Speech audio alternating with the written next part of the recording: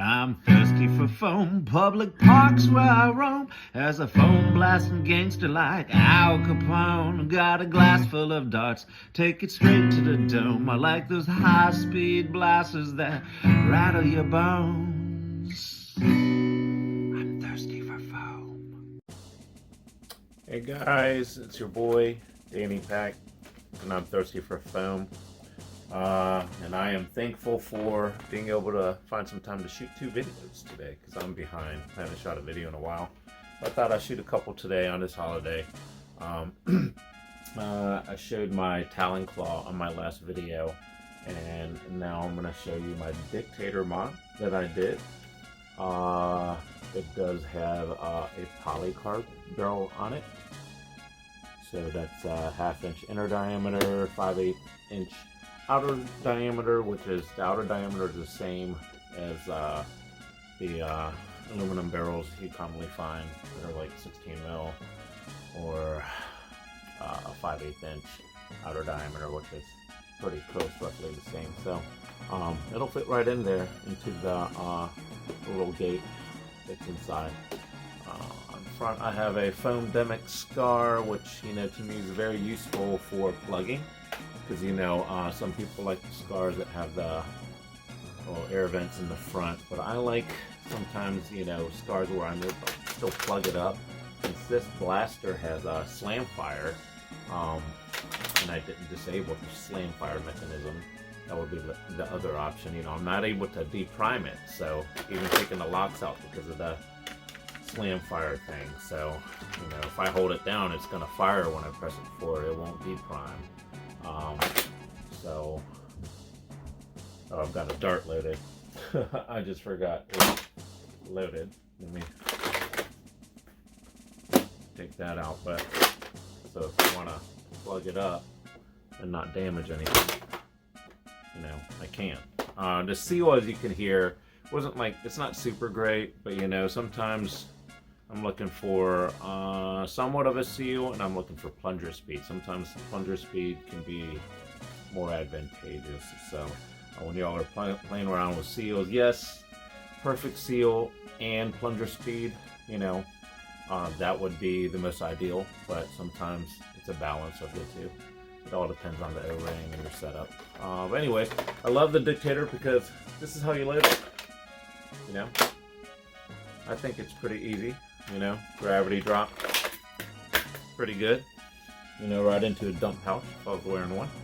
But a gravity load, there's not too many blasters that do a gravity load.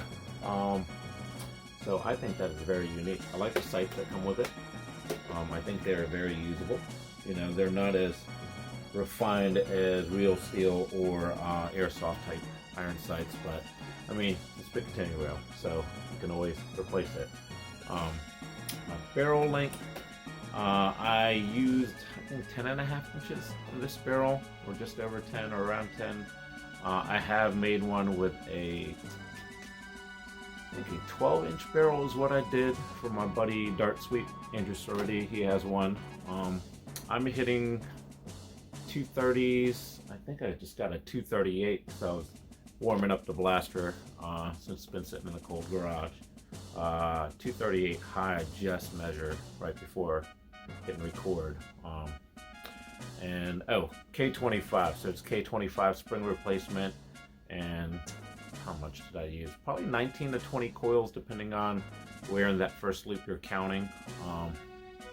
I think I counted 19 coils up. So after that first rounded base, as it goes up, I count that as 1 coil, and I count up. But anyways, yeah, that's giving me pretty good performance.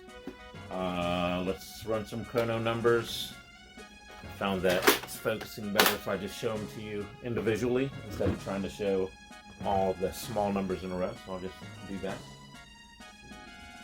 I hit the side a little bit, but we got 227.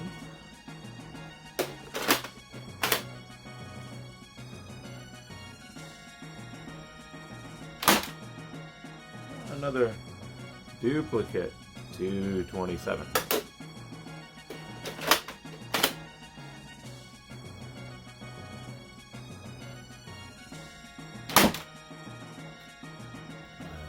to 30.9.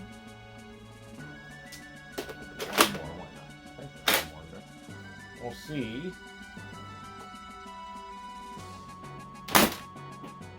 And another duplicate to 30.9. So, I mean, it's consistent. You know, I find it was polycarb, even though I think polycarb has more friction than aluminum.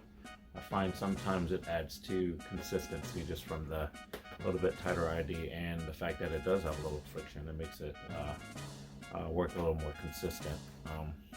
Just a different grip on the dart and the barreling material. But I have run into where certain darts work better in aluminum. Some people use the new worker darts, new worker HEs. I think some of those are working a lot better in aluminum barrels. I find the film a little thick for the polycarb. They do work, but I'm just going to hit lower FPS numbers than I am with the darts I can get from Walmart or Target. Those are actually great on the polycarb. Those darts existing in those big department stores are actually a reason I moved to the polycarb, just because I know when those darts came out, a lot of us found that the larger ID aluminum, like the 527 barrels and bigger, those darts were falling out. If you took the blaster forward, it would just fall out the front of your barrels. So now a lot of people are using 509 barrels and Kiriaka barrels, so it's become less of an issue. Yeah, polycarb, I was able to pick it up cheap.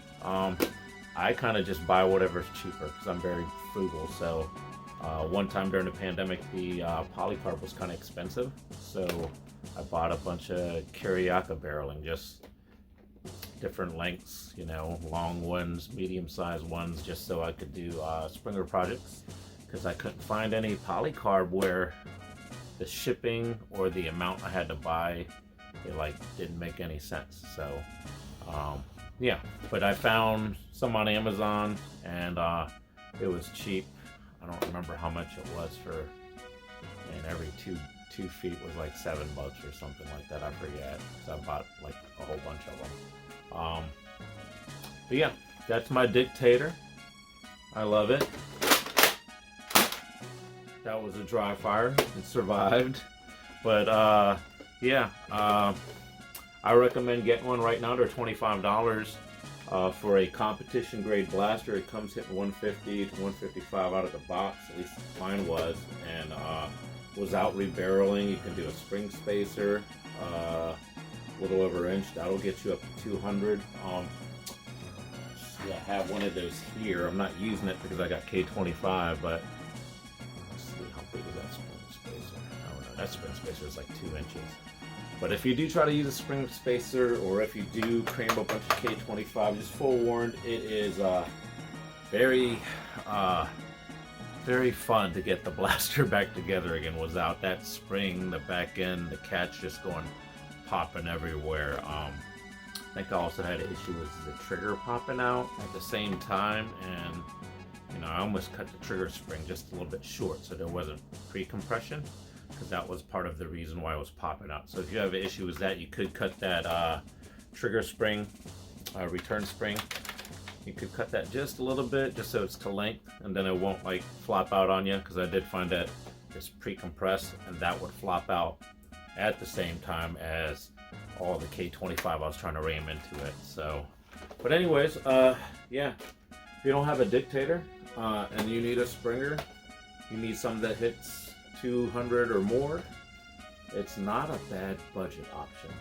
You know, right now you could build the whole thing for, I don't know, $40 scar barrel and everything, 45 bucks, mainly because the blaster's $25 on sale. And modding difficulty is pretty low for a Springer when you get one of these darts and blasters. So again, happy Thanksgiving to you guys. Hope you guys enjoyed the video. If you did, like, subscribe. Sorry I haven't shot one in a while, but hopefully I'll find time, because I have mod projects that have been sitting.